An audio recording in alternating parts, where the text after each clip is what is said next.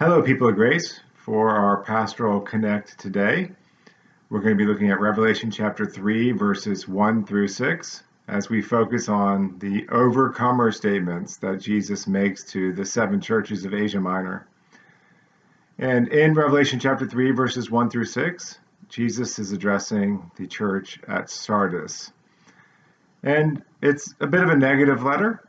There's a lot of challenges in Sardis that Jesus isn't happy with. But what I want to focus on out of those 6 verses is really just 2 of the verses, chapter 3, verse 2, and chapter 3, verse 5. In chapter 3, verse 2, Jesus challenges the people in his church at Sardis to be watchful, to strengthen, and to remember. And this idea of watchful is really to pay attention to God's word.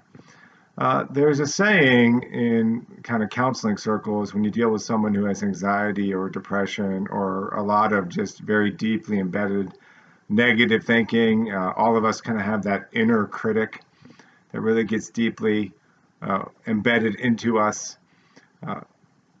And then in those circles, there's a saying of, don't believe your own thoughts. Well, obviously, you could take that too far and be naive and trusting and be manipulated by other people. It would be gaslighting. People could be gaslighting your own thoughts.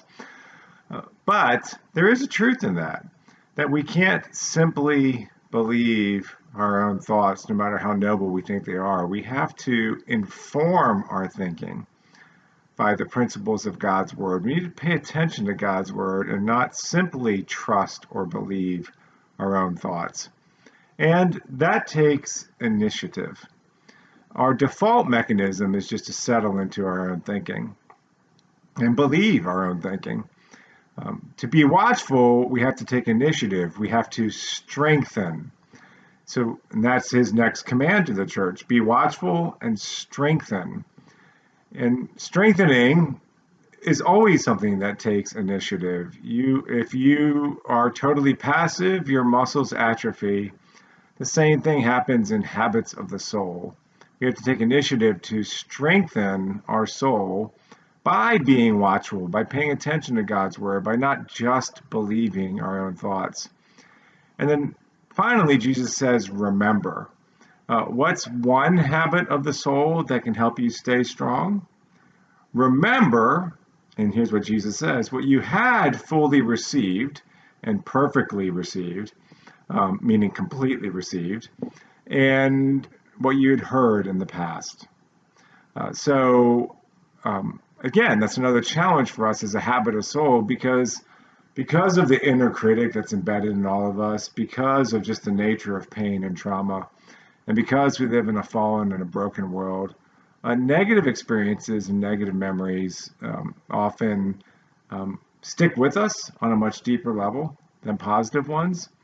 And when that happens, that really fuels our inner critic, our more depressed and anxious side, and our past becomes our prophecy of the future. And Jesus is saying, don't let that happen. Be watchful. Pay attention to my word. Don't just believe your own thoughts. Strengthen, take initiative. And part of how you strengthen and take initiative is you remember the mountaintop experiences with God, the things you heard and received, the promises of his word, because Jesus has a promise for us. When we're watchful and when we are strengthening ourselves and we are remembering, really we are training. We keep training. And we believe his promise for those who overcome, that we will gain righteousness, or vindication, or really experience for ourselves the gift of how God views our souls and the worth of our souls. Ultimately, our righteousness, our vindication, our validation is not based on our own works. It's based on how God views us. But there is a battle of the soul, and that we need to keep training in, being watchful, strengthening, and remembering, and looking forward to that time when we will be clothed in white, when we will no longer be haunted by all the doubt and recrimination and the slinking back into lukewarmness and apathy, but our souls will be truly free.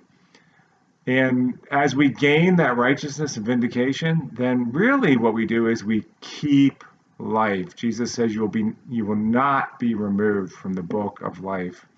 It's an interesting piece of John's theology that every soul begins with their name in the book of life. But the great tragedy is some are removed and some remain. And Jesus' sense of urgency for our soul is that our name would remain in life.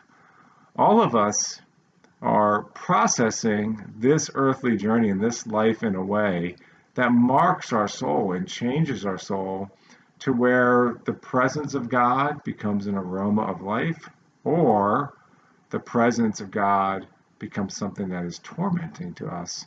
We're all becoming, day in and day out, one or the other.